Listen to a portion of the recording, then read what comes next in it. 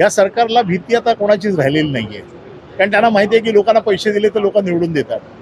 त्यामुळे नीतिमत्ता, नजरेची शरम हा काही विषय आता राहिलेला नाही आहे. पैसे देऊन मतं घेणं हा त्यांचा कार्यक्रम झालेला आहे.